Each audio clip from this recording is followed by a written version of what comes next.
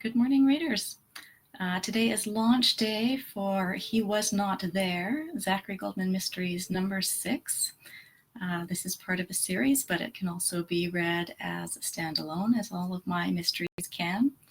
And if you head over to my blog post, I'll put a link in the comment section here. That blog post also includes some other new releases that you might enjoy. Have a look at those as well. So I am going to start out today by reading from chapter 1 of He Was Not There. Zachary was glad that Terrell had called. He'd needed a reason to get away from Kenzie for a while. Their relationship, which had begun more than a year ago, had gotten more complicated since Zachary had been attacked, and he needed a reason to take a break from Kenzie's ministrations. He didn't want to tell her to leave him alone and give him some space, but he wasn't sure how else to get her out of his apartment when she came over for a visit. But his brother Terrell's call had given him an excuse to say he was busy and needed to deal with a family emergency. Not that Terrell had said it was an emergency. He and Heather were perfectly willing to wait until a convenient time for Zachary. But for Zachary, that was a good enough excuse to tell Kenzie that he needed to take care of family stuff and would have to see her later. "Do you want me to drive you somewhere?" Kenzie offered, still happy to do whatever he needed her to. "I'm fine to drive." "I know, it's just that..." She trailed off, apparently unable to find an excuse for taking care of him. He hadn't been drinking. He hadn't been having a particularly upsetting evening. She just wanted to know that everything was okay. She wanted to keep an eye on him. Zachary appreciated it, but he didn't want the attention. "I'm fine," he repeated, getting his jacket on to signal to her that it was time to go. Kenzie reluctantly got her coat on as well. She pulled the hood on over her dark, short curls and gave him a brief kiss with her bright red lipsticked lips, holding on to him more tightly and longer than was necessary for a goodbye. He gave her a squeeze of acknowledgement and headed to the door. Kenzie walked out ahead of him and watched as he locked up. "What's going on with Terrell?" "I don't know. I need to see him to find out." "Is something wrong? Is there anything I could help with?" "No, I don't think so. I'll let you know." Kenzie nodded. "Okay." They took the elevator down together, and Zachary sketched a little wave as they separated in the parking lot. "We'll talk later," he said. "Thanks for coming by." He would have suggested that the next time he would come by her place, just so that he had some control over the timing. But she'd never invited him to her apartment, so it was out of bounds. She needed her own space and privacy. He just wished he could have some of his back, too. As he headed to the meeting with Terrell, he thought about his relationship with Kenzie, the medical examiner's assistant. The relationship had transformed over the months that they had known each other. Kenzie had changed from a girl who was just interested in having some fun to a woman who was really interested in him and in taking their relationship further, to one who was in his space a little too often and felt like she needed to take care of him. It had never been like that with Bridget. He'd always felt warm and rewarded when she wanted to do something for him or showed her concern.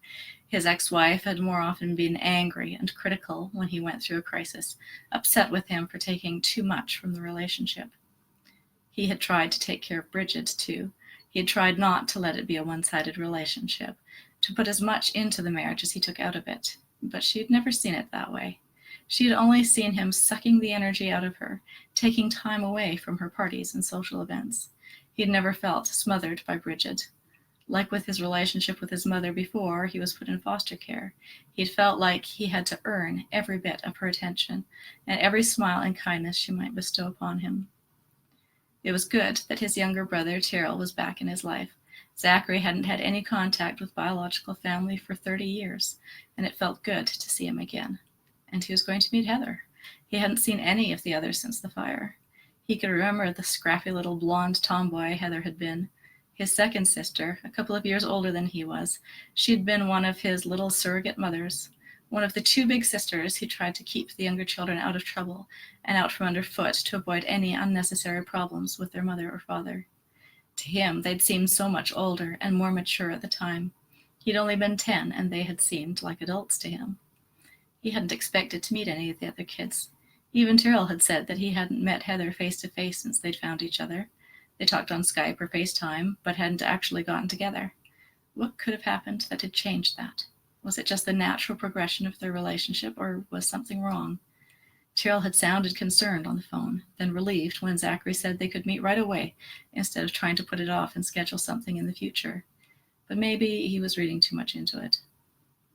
They had set up a time and place, allowing them both to meet halfway so that neither one had to drive halfway across Vermont to see each other. Zachary wasn't sure where Heather lived. Even though he was a private detective, he'd never tried to find any of his siblings. They had a right to live their own lives without having to deal with him, especially since he was the reason that the family had been broken up. Whatever reason Heather had for wanting to meet with him, Tyrrell had sounded pretty serious. Zachary pushed back the worry that it might be just to give him a piece of her mind about the problems he'd caused in her life and the way he'd ripped apart their family.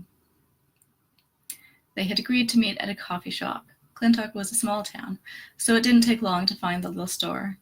In a world that seemed to have been taken over by Starbucks, it was nice to see some independent shops that were still alive and well. Zachary sat in his parked car for a few minutes, suddenly anxious about going inside. He knew Tyrrell didn't hold any resentments about what had happened to their family, but Heather was an unknown. Zachary had tried hard to please his big sisters when he was young. With his ADHD and their family problems, it had been an impossible proposition. One of them would go off on him for some stupid, impulsive mistake he'd made, and he would get that knot in his stomach, that feeling that he had again come up short, and the worry that he always would. Now she wanted him back in her life again. Why? What if he couldn't meet her expectations? He spent too much of his life with that lump in his stomach, worrying that he would never measure up to expectations. His clients, Bridget, Kenzie, the police officers that he worked with, his doctor and therapist, his surrogate fathers, Lauren and Pat, they had all had expectations, and he was only too aware of his failings. The longer he stayed in the car, the harder it was going to be to actually break free of his fears and go in there and see what Tyrrell and Heather wanted. So in spite of his anxiety, he forced his body to climb out of the car, lock the doors, and walk toward the coffee shop. He clicked the lock button on his key remote a couple more times just to be sure, then stood at the door of the coffee shop, staring inside. He saw them before they saw him. They were sitting at a table in the back. The coffee shop tables were almost deserted. People lined up at the counter to order and pick up their drinks, but they didn't stay to consume them, taking them to go and carrying on with their busy lives. Tyrrell looked much the same as Zachary, but his dark hair was cut longer and shaggier than Zachary's buzz cut. They both had dark eyes and a narrow build. Tyrrell was taller than Zachary was, not having spent as many years in a home where the food was inadequate or on meds that stunted his growth. He didn't have the hollows in his cheeks that Zachary attempted to hide with a few days' growth of beard. Zachary always lost weight before Christmas, and he hadn't been able to get back to a healthy weight before the assault. Since that instant, he'd been lucky if he could keep his weight stable. He told himself it was just a side effect of the meds, not admitting how much of his day was spent thinking about what Teddy had done to him and of the other assaults in the years before he aged out of foster care. He didn't want those experiences to be a part of his life. He wanted to forget them. Heather's appearance was quite different from Zachary's and Tyrrell's. She was blonde, with a full figure, not overweight, but a look that suggested she was a mother, having borne and nourished a few children, giving her wider hips and a silhouette that was no longer girlish but mature. Her face looked worn and a little sad. She talked to Tyrrell earnestly, but her manner was hesitant, not animated. She didn't look angry, yet. As Zachary entered the coffee shop, a two-tone electronic chime sounded, and Heather and Tyrrell looked up and turned toward the door. Tyrrell said something to Heather, probably, "There he is," and got up to greet Zachary. Tyrrell was always cheerful and enthusiastic when he saw Zachary, as if he were really happy to see him. Zachary's doubts always built up when he hadn't seen Tyrrell for a while, thinking his brother wouldn't really want to see him.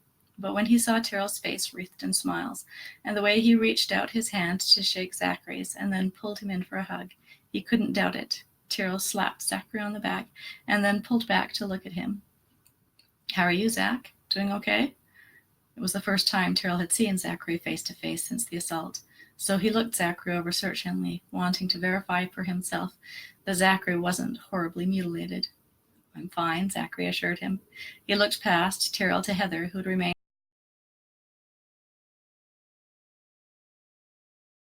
sitting and didn't rush fresh and pensive.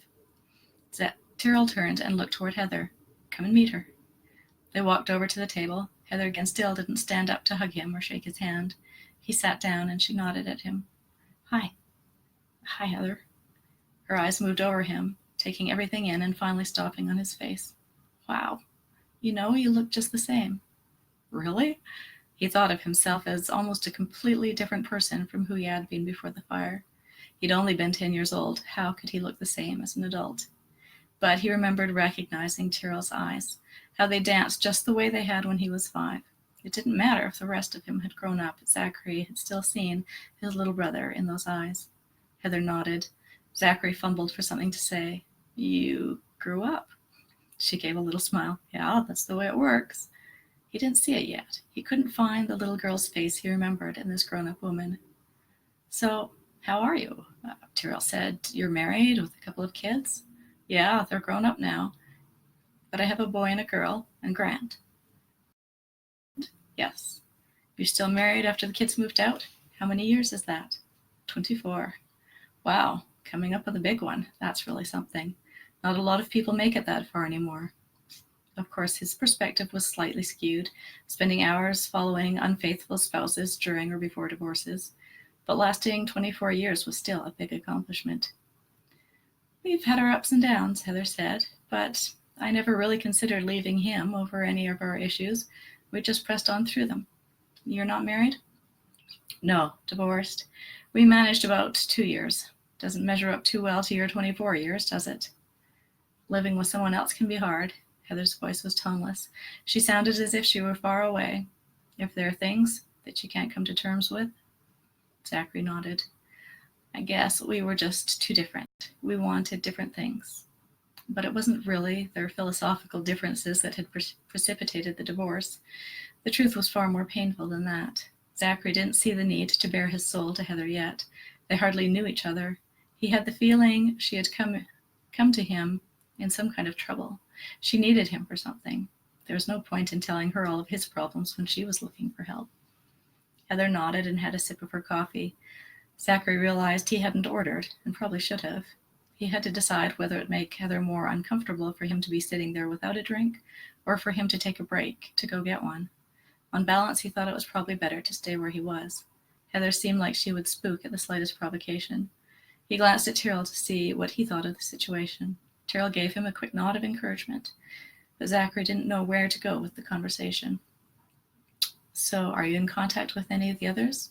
Other than Tyrrell, I mean? Me and Joss have kept in touch pretty well. There were times when we couldn't, but as adults we reconnected and have kept up with each other. You and Joss didn't stay together? No. We were put in the same house to start out with, but, well, they said they couldn't handle both of us, and it was interfering with their discipline to have both of us there because we always got in the way. You know, if one person was getting crap, the other one was jumping in. So they said that one of us had to go. And I was the troublemaker, so. You were a troublemaker? Zachary repeated. He could remember how Heather used to get after him when he had screwed up. He'd always thought she was next to perfect. She and Joss were always trying to help their mother by taking care of the younger kids and whatever they could around the house. They were nearly adults as far as Zachary was concerned. They couldn't have been more than 12 and 14 when they were separated. That was awfully young to be taking care of all the younger kids. And Joss and Heather had been trying to drag up the rest of the children since they were much younger than that, probably 9 or 10. He couldn't believe that Heather would have been identified as a troublemaker. Zachary had always been a disciplinary problem, but not the girls. Sure. Heather gave him the corner of a grin, looking engaged for the first time. You don't remember all the stuff I used to do? I was always getting in trouble for leading the rest of you into trouble. If everyone was into something, it was always me that started it. I had brilliant ideas of fun things to do to entertain ourselves, and they didn't always turn out well. Zachary smiled. He did remember that Heather had been the more fun of his older sisters. She'd been better at thinking up things to do and keeping the younger kids engaged and involved in a game or project. He didn't remember them ending badly because of Heather. He was so often in trouble himself, he just assumed that he'd been to blame for whatever trouble they got into. You used to make up great games. Imaginary zoos or trips, going on an adventure, cops and robbers. Yeah, we were all pretty good at pretending. Her expression grew distant again. Maybe too good. What else were we going to do? It wasn't like we had electronics or the latest toys. We had ourselves. whatever we could find outside, rocks, sticks, stuff we scavenged from other people's garbage. We had to do something. It was really different raising my children. They expected to have all the things that their friends did, to be able to do all the same things. I was always trying to get them involved in imaginary games, role-playing, stuff like that, and they just wanted to watch TV or play video games. We never had that choice. We had to use our imaginations. Zachary nodded his agreement. Terrell gave a bit of a nod, but he wouldn't remember much. He'd only been 5 or 6 when they'd been separated. He wouldn't have much memory of those lean times and how much they'd lacked that other kids had. Not having the latest and greatest toys had not been their worry. They had been more concerned with getting enough to eat and avoiding the back of one of the parents' hands or the others, or worse. So they moved you out how long after we were separated? Zachary asked. Was it right away? They never gave me an update on how either one of you was doing. I used to ask Mrs. Pratt, but she would just give me the brush off like she didn't even know. I knew she knew. She just didn't want to tell me. I don't know how long we were together, maybe a few months or a year. Then they decided I needed to go somewhere else. Did you get moved a lot? No, not too much. I was mostly with one family, the Astors. They weren't too bad. Zachary nodded slowly. It was good if she'd managed to stay in one place, not like him, jumping from one family to another so quickly that sometimes he couldn't remember where to go home after school, and institutions and group homes in between, when his behavior or anxiety was too much for family to handle. I was there until I was 16, almost 17, Heather offered. Then, mostly group homes and shelters until I aged out. I figured I'd better get myself straightened out and either get a husband or a job, or I wasn't going to be able to last on the streets. Yeah, Zachary too had been driven to find a way to support himself right away. Mr. Peterson, Lorne, was the one who had suggested putting his photography skills to use in a way that would bring in some money. Art obviously didn't make anything, but private investigator work had brought in enough to pay the rent most of the time. So what did you get into? Into? She repeated vaguely. Oh, I didn't ever really find a job that would make me anything. I was in and out of a few relationships before I found Grant. Since then, he's a good supporter. I didn't have to work when the kids were little. Then once they were gone, he said there wasn't any reason for me to be rushing out to find a job just because they were old enough to look after themselves. So I didn't.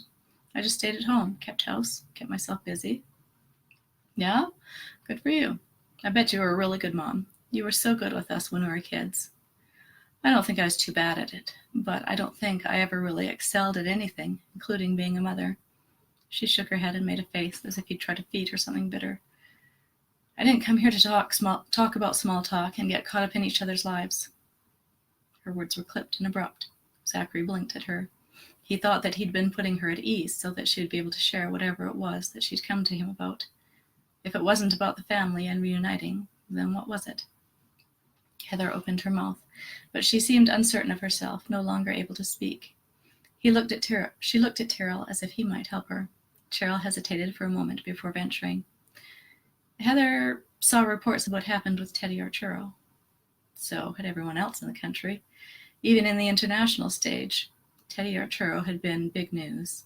A serial killer who, for so many years, had flown under the police radar, primarily because the men that he used and killed were illegal immigrants, whose status as missing persons was never reported to the police department.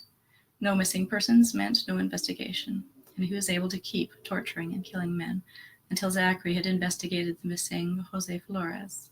Then everything had changed. Zachary waited for Terrell to finish the thought and explain why Heather wanted to connect with him after the announcement of his involvement with the capture of serial killer Teddy Arturo. Terrell looked at Heather to see if she would explain it to Zachary, but she said nothing, chewing on the inside of her lip. Heather wants to know if you would investigate an old case for her, something that happened a long time ago. Zachary looked at Heather. What kind of case?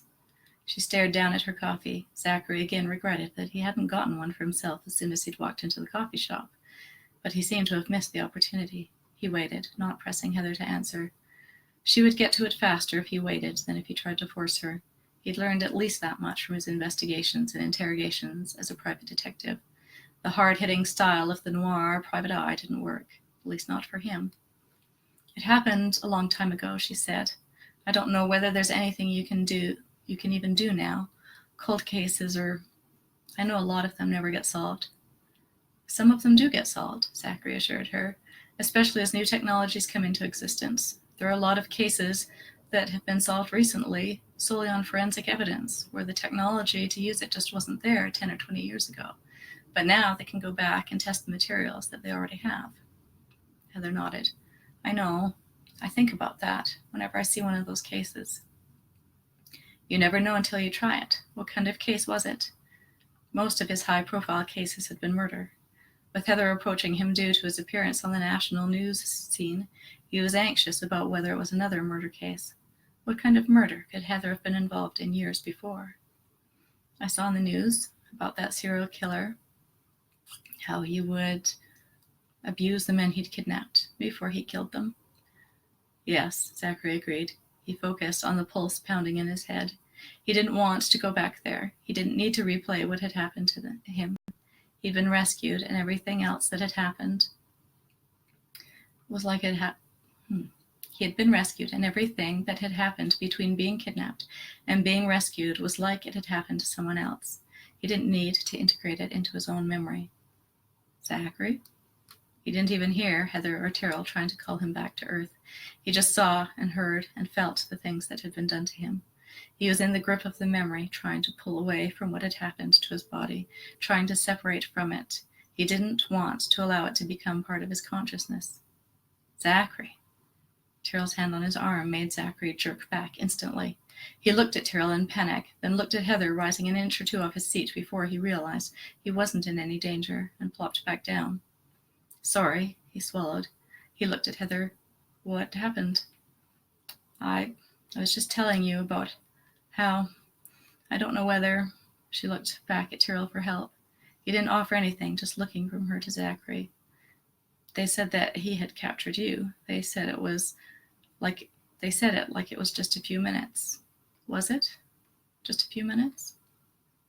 It might have only been a few minutes, or it might have been hours. Zachary had no way to measure the time that had passed. Teddy had given Zachary drugs so that he could act without any resistance.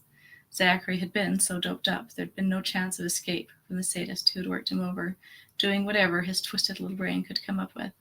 And yet he'd been conscious the whole time. I don't know, he told Heather honestly. It seemed like a long time. Heather nodded, and he saw understanding in her eyes. Not just a surface emotion, but something that told him that she too understood what that disassociation and time distortion, as if she too had been through a similar experience. He looked at her, hesitating to ask, "What happened to you?" So, pick up Zachary Goldman, mystery number 6. He was not there, and read the rest of the story. Talk to you later.